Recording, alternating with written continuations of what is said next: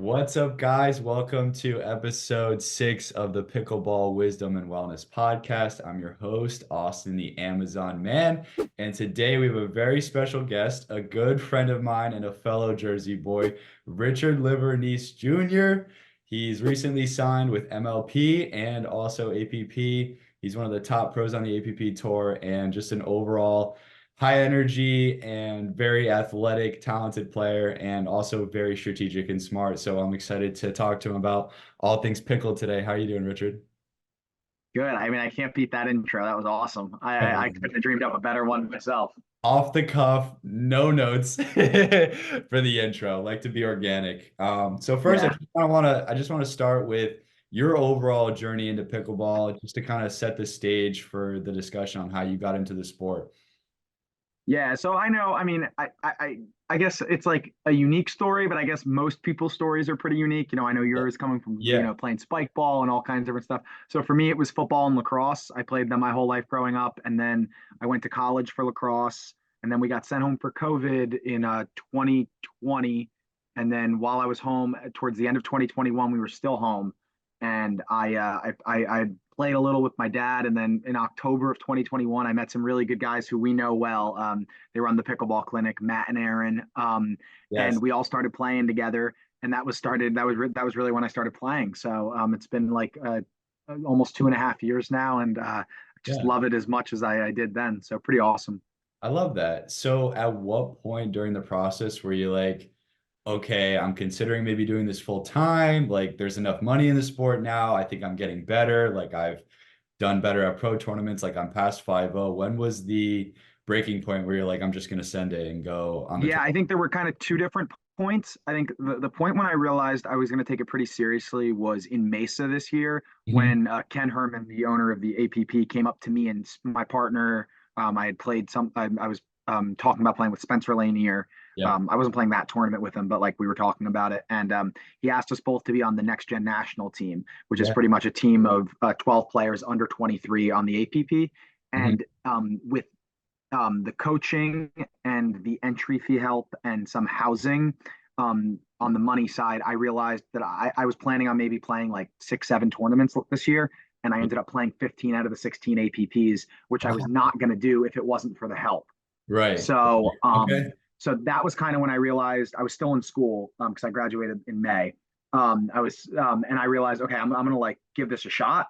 And Yeah. then I guess probably definitely once Spencer and I, the same guy, we made Championship Sunday at Newport. I was like, Yeah. wow, I was like, I think I can do this. And then I got some sponsorships and some help. So we're Yeah. slowly getting there. So I had two different points for me.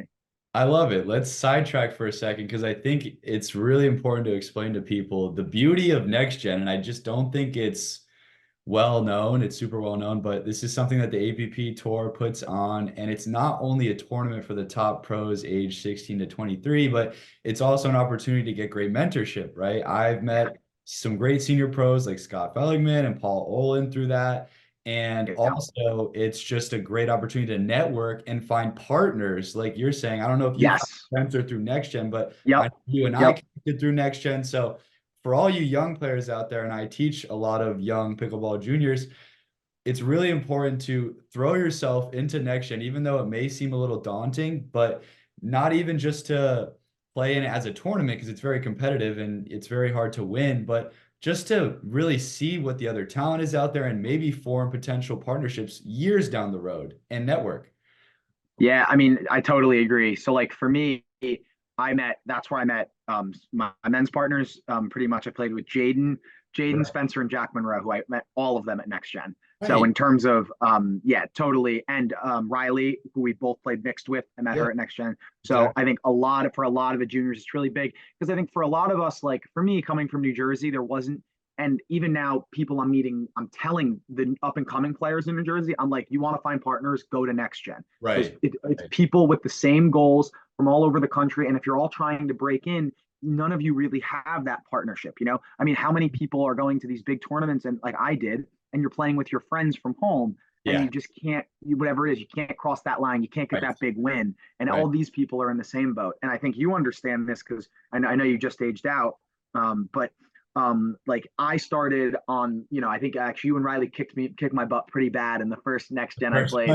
one. But like, so I came in almost getting mentorship, talking to people like you at the time and the senior pros as well, to now the point where like I'm constantly while I'm there getting asked questions by parents and kids and stuff. Yes. And I'm Yes. happy to talk about, I mean, I don't know how much I know, but I'm happy to give it away to all Yes. these kids, anyone, it's so cool. And I think that like community aspect of next gen is something that's so unique that the APP's done. And now you're seeing, I think the PPA said they're doing a juniors tour. I just saw Duper is running a juniors thing.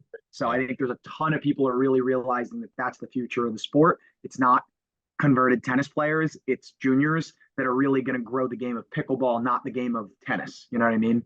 Yeah, I totally agree. And I think it's super cool, like you mentioned, that the older players, even within next gen, kind of passed the baton. Like I did well Yeah. and one aged out, and now you're mentoring the younger portion of next gen. Yep. Because within next gen, it's such a big group. You have the Yeah. people who are pros who are medaling and doing really well on the APP and PPA, and then you have some people that are younger that are looking to just break on, and then you also have Yeah. people that are like 4, 5, and 5-0, and they're trying to figure out if they want to like consider playing pro or what that level is really like. It's like their first taste of. Yeah. Looping back to what you said before, actually, I think next gen was probably the first time I realized that there even like was big time pickleball. It was the Yes. first big tournament I had ever been to. I hadn't been to an APP or anything, and I Mhm. just saw. And for people who have like, I know like money can be tough at these tournaments. Yeah. Next gen's pretty cheap. It's like Yeah. $200 to play, which is Yeah. way cheaper than like playing in pro at one of these other tournaments. And there's no qualifying, right? So like for Right. a lot of now we didn't have this problem. I mean, you didn't, and I didn't for the most part. But Mhm. like when we started playing, you got to like try out against the best players. Yeah. Now, like for Punta Gorda, there's that's the first APP coming up. For Yep. mixed doubles, there is a 32 team pre-qualifier. Oh my The God. top four teams go to a 32 team qualifier, and then the top four teams are in the main draw. So Unbelievable. it's getting crazy just to get Wow. in. So like Wow. so I understand it can be really daunting now to be like, do I take the leap? And next gen's a great bridge for that. So That's such a good point. Yeah, you heard it here, guys, from Richard. The field is only getting deeper, right? I feel like even just a year ago, like you were saying, yeah, there wasn't really a big qualifier. It was basically like you got to get in. Yeah, you would have to play a really high seed and somebody really good, yeah, but it wasn't like you had to play on a whole separate day and play 3 to 4 matches just yeah, to have a chance of getting into the main draw, where then you got to go win and play against the best of the best. So yeah. yeah, so it's definitely getting more competitive. So I think next gen is a great way to bridge that gap. And you've seen it with you've seen it now with the I mean a year ago, like if you were a solid pro, you'd usually always get like not an easy match, but a very winnable match. Winnable. Now you go into these draws and there's nobody, like every match I play now is like Yeah. in Chicago was the last tournament of the year. I Mhm. think I literally did not, I think I had one match, maybe I won 15-8. Other That than was, that, I yeah, don't think I won one match by more than like 3 points or margin lost. so Like, small. Yeah. we played well against Andre and Susanna, who are the best team, and then teams that qualified almost beat us. It's just like so Insane. tight across the board. Right, right. Very tight, which I think is good for the sport going forward. Yeah, So now that we're in 2024, let's talk about some of your personal goals for this year specifically, and maybe some new partnerships that you'll be featuring or things that you'll be trying. yeah. Yeah, so in terms of my goals, something I've worked really hard on, I've probably spent more time on the, and I this works great with your podcast, more on the mental side of the game than the Nice. physical the last few months. Because there's kind of that break from, I think a lot of people coming from high school or even college sports where like you could just outwork everybody, Yeah, right? yeah. Like physically, I could just be on court more than everyone else. It just doesn't exist in pickleball No. because this is like we're talking this now with the money too. This is like a true pro sport. I Yeah. mean, we're all on court every day working our butts off. We're all in the gym, right? So I'm not sure the big advantage is going to be physical, but I Mhm. have seen that most players struggle mentally. It's so hard. There's so much pressure, whether it's the money, whether it's letting your partner down, whether it's letting yourself down. And we all feel that pressure. And I think so many people are struggling because of that. So that's Mm. been my big focus: reading, meditating, all kinds of stuff that I had never been doing that I've kind of changed my game. So my goal is definitely to lock down the mental game and be Yeah. ready to lose because it's going to happen. Yes. And keep working towards those wins. In terms of like Love it. statistical goals, I'm kind of staying away from that because I'm just less concerned about it. Like, Yeah, I don't know of what's going to happen. It'd be great to win every gold medal and make course. Of course. championship Sundays, but I'm going to be pretty happy if I can just work hard, keep getting better, and just see where the chips fall. And I got some really cool new partnerships this year. So I finished out last year with Amanda Hendry. So we're starting out in mixed this year, which I'm super excited about. And in Yeah. men's, I'm starting the year with Jack Monroe, playing some with Spencer, and I'm really excited. Second tournament of the year to be playing with my boy Austin Chickatalo. Let's We're go, going to be bringing the baby. energy, me and the Amazon man. It's going to be super exciting. So I'm really excited for that in Sacramento. We're gonna be bringing it. We're bringing the high vibes to Cali. Yeah, look out, Yes, sir. everybody. It's gonna be epic. But I think that's so big too, because I know when people are setting goals, they're very outcome focused, or whether it's win-loss statistics, like Yeah, you're saying. But I think having a mindset of how you want to be, how you want to show up, and like you're saying, grow mentally, like that growth goal, and not just like, okay, like I want to have X amount of gold medals or whatever. It's just I want to be stronger mentally. I want to be able to come yeah, back no matter what the score. I want exactly. to be able to support my partner even if they're struggling, and not roll my eyes, Yes, or be impatient or whatever it may be. yeah, So just embodying those feelings of resilience and just confidence and overall like positivity, I think is a great thing. yeah. No, absolutely. I think it's tough also with like I, not bad at all. Like I totally like I love the confidence of other people and me even in the past saying like I want to like do this, but like a lot of it's not in your control. Like I mean, how often Yes. do you play well and you lose? I mean, sometimes you don't play well and you win, and sometimes you play well and you lose. So like I don't know, like it'd be great to like win. Obviously, even if I played bad, if I was somehow able to win, that'd be great. But I have no control over that. I can only control like half the game. The other half is on their paddle. So like I'm just gonna keep working on like my intensity, my energy, my bringing my like my practice every day. And then when I go into the tournament, I'm gonna be ready to win no matter who I play. And if it doesn't Yeah. happen, well, I'll come back next week and fucking do it. No, it's Um, good. Explicit. so I like, yes. No, I love so it. yeah, So yeah, I think that's such a good point too. The more trust that you have in your training, I think that also helps you prepare for the tournament. So not only physically, but also mentally preparing before you even get in the tournament, simulating that yeah, off the court and being ready so that when you're actually in a high stake match, it's like, I've been here before, I've been doing this, I've been able to hit these shots. The only difference is the location, right? All those external yeah, pressures are just in my head, and they're not yeah, exactly. not actually the reality. So for you, how is the training in New Jersey? What does it look like? And is it very high level? Because I know a lot of people recently have been Yeah, making the moves to Austin, Texas, and they're yeah, yeah, yeah. because of training purposes. Do you feel solid with where you're at, or what's the deal with your training? Yeah, I mean, in the future, I may do something different. I don't know. But right now, I think like from what I've heard talking to a lot of people, a lot of the people that are moving to these hotspots are just like playing a lot of pickleball, Yeah, which is great.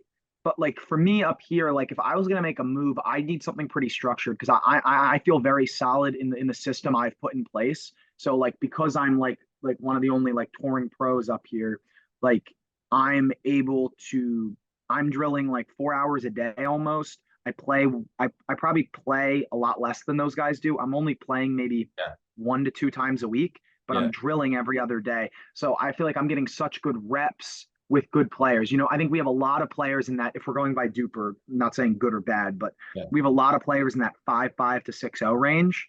Good. So I don't claim to have, I don't have my Austin or my Travis Rettenmeyer like you guys do Right, down there, right. but Yeah, I do have guys that are willing to get out there and put the work in with me. that's all you need. So, and Yeah. what's helped me a lot actually is Morgan Evans moved by me. So I've been Really? working a ton with him, Morgan Evans. Wow, that's awesome. So kind of getting some coaching from him has been so helpful to me. So I count myself pretty lucky.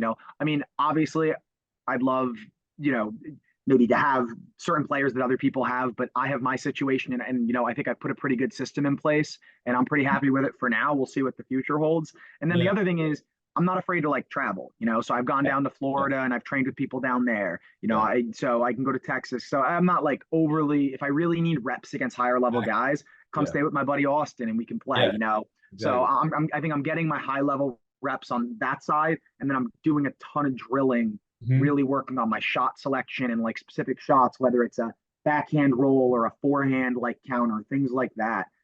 So, Yeah. I'm pretty happy with where I'm at right now. I'm just trying to just keep Yeah. grinding. It sounds like you're making the most of where you're at. Now, are you just playing right now in drilling, or are you teaching at all? Because I know a lot of pros do still teach a Mhm. little. Where are you at with that? So again, and I do think like you were saying, like there's definitely some downsides to being up here. One, the weather, obviously, and two, maybe I don't have the same players that they have in Florida or Texas. But what I do have is definitely more opportunities because there's less saturation of pro players up here. Ah, So I've been able to kind of carve out like my niche. So like one of the things I'm working with this awesome club opening soon called the Pickle Jar. It okay. opens in like less than a month actually. So I will be doing some teaching there, but I'm doing a lot of consulting, which is stuff I can do while I'm away. So I'm building programs, clinics, things like that. So right now I'm in a little bit of a lull because they haven't opened. But I've done some camps and things recently. So I'm doing some teaching, but I will be doing a little bit more. But luckily, I kind of have a lot of flexibility with that, letting me do the drilling that I need to do and the lifting and the off court work and all that stuff. Yeah. So you're definitely more playing focused right now, just because, yeah. Yeah. Do you find that, I know, I think for most people, they would think that playing can help you teach. Do you think that teaching can help you play at all to a Mhm. higher level? Do you think Yes, you can I learn from I teaching? I do think, yeah, I do think so, but I would like preface it. It really depends on the type of teaching. Like Okay. I honestly don't really think if I'm teaching like 3035, Beginner, I'm yes. not sure Yeah. because it's tough to like, I'm really just, which is great. It's fun. I love helping the game grow. It's like one of the reasons why pickleball is so special, but I'm hitting the same kind of shots. But I will say when I'm teaching higher level players, Mm. watching them make mistakes and trying Yeah. to like just see it helps my like mind's eye when I watch my own film. I've Yes. seen all these errors, whether it's obviously maybe it's slightly more technical for us than it is for them, but it Right. is the same stuff. It's the same kind of errors. It's not getting the head of the paddle below the ball. It's Mhm. not bending my legs enough. So it's things like that where maybe I've seen it a few more times. So I definitely think like Yeah. I really do. And again, my niche, I get to teach a lot of higher level players up here because there Yeah. isn't anyone, there's a couple other people, but there's a lot less pros to teach them. So I have Right. that Right. privilege to teach some very good players. Yeah, I wanted to ask you that because that's something that I've noticed because I've been teaching more. And I think it's great that you made that distinction. The higher level players, we're talking like 4.0, 4.5, Yeah, 5.0, looking to really make that jump to be like an elite level player, is being able to diagnose what's wrong with them. Because then you could also look at what you're doing wrong potentially. There may be yes, similarities, but also they ask really good questions that are very situational that make you think, huh, when I'm yeah, in a match playing, what would I do? Would I reset this? Would I counter? How would I approach that? Because they're asking a lot of times really smart questions about, hey, if I get this ball, what are my options? So by me like going through it mentally and describing it, it's almost like I'm reinforcing it to myself. So then when I play, it's almost like I feel like I'm almost like ahead of the game in a way. It's like I'm becoming my own guru just from like teaching, but it's yeah, like the students are teaching me. I was telling one of the guys yeah. that today that so it's something, yeah, it's something peculiar that I've begun to notice. So I just wanted to ask you that and see if, yeah. Definitely noticing the same kind of things. Yeah. Cool, cool. So the state of pro pickleball right now is pretty up in the air. I wanted to ask your specific take on the overall status of the game, the whole situation with the merger. Where do you see us, even a month or two down the road? Yeah, I think it's funny. You said it right. Like long term in pickleball right now is like 1 month down the road. Yeah, It's not a year literally. from now. Like things have changed so much. So like I think you're in the same boat as me. It was literally like 4 months ago that we literally signed these MLP contracts and everything was going to be a certain way. And then a month later, CEO resigns, everything changes, new people come in, there's all this talk. So I think I don't really know exactly where it's going, but I do think that for like the people listening who love watching pro pickleball, there's going to be a lot of pickleball to watch next year. Yeah, And from the things I've heard, it sounds like the merger is going to happen, and it yeah, sounds like MLP is going to be on, which would be great for us. I'd love to be able to play. yeah, And then I think we're both playing like the APPs, which are really awesome. So I really love doing that. And I think it's really cool for the fans and the players to have like different formats, which is like what yeah, I'm so excited about. Like I love the individual format that the PPA and the APP run. I played so many APPs this year with that individual type format, and that was awesome. I love that. And us both coming from like some team sports, it would be super cool to be on that MLP style where like we're Yeah. like, where you're not always on court, but you can help your team with your energy and your Energy. coaching and that kind of aspect. So, I would just love to do both. But unfortunately, I'm not exactly sure where we're going to be in a month or two, but I do think Mhm. that there's going to be, there will be the individual Yeah. tournaments and there will be Yeah. the team tournaments. And if people will let me play in them, I would love to do both. So Yeah. I'm pretty excited about it. Yeah. 2024 is going to be a good year for pickleball. I have a feeling. I agree. Like Richard said, guys, if you're a pickleball fan, there's no need to panic. There will be pickleball. MLP will survive. We have faith that the merger is going to happen. That's just our intuition, our 2 cents. So yeah, a lot to look forward to in 2024. So to wrap up here, Richard, just some rapid fire questions for you. So All right. list some things off and you're just gonna say the first thing that comes to mind, but some of them might be a little bit longer. You can elaborate. All So right. first one, your signature shot. What is it? Your go-to? Um, Ernie. I So I think hit the Ernie and yeah. I go short angle into the kitchen. That's got to Um, be it. dude, it's nasty. Yeah, he's done it to me many times. All right. All right, this is a good one. Top five most handsome guys on the tour. Oh, that's brutal. I mean, brutal. I I'm gonna go mean, with it's the APP basically because three we more played that. slots. Three more I'm gonna slots go with after us, dude. I'm gonna go with the APP because I've played that this year. But Yeah, yeah, that one's a little tough. Some people are gonna be maybe a little upset. There's lots of handsome guys, I but if agree. I had to go top five right off the top of my head, you're in that group. Yes, Mr. Greg Dow's in that group. yes, That's a Greg handsome Down. guy. Yeah, for I sure. think I'm gonna have to put Jack Monroe in that group with his hair, pretty I awesome know. hair. Blonde hair. I agree. I think I might put Michael Lloyd in. He's got the earring. Lloyd, He's got a lot yes, of dude. swag. Michael Lloyd is 100. oozing the swag. I know. He's like the And then a action fifth dude. one. Yeah. Um, hmm, four. Those came right to me. Oh, Wait, you know who I you're think? number five. What do you Oh, mean? I can't put. I said no, Yes, no, you. not I me. just put you in there. Next question. Next question. All right. All right. Favorite pickleball memory of all time, your past 2.5 years. Yeah, so I think I got two. Okay. Winning and getting the first championship Sunday with Spencer was a really Newport. special Yeah. experience, and it was Yeah. streamed. So just the whole day, my whole family was watching extended, and Oh, everyone's. I had like hundreds of texts, and I was like, "This is yeah. unbelievable." And Yeah. then, funny follow up to that, I got food poisoning that night, so that was fun. Wait, I didn't Um, know that. What yeah, happened? we all in Newport, like 20 people did. So championship Oh, Sunday, I was just trying to like hold it in. oh, on Sunday you guys were sick.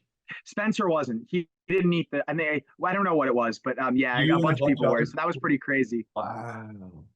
Yeah, That's but I was ready. We got beat. Andre, unfortunately, the Romanian, the he's ravishing he does his thing. Romanian strikes again.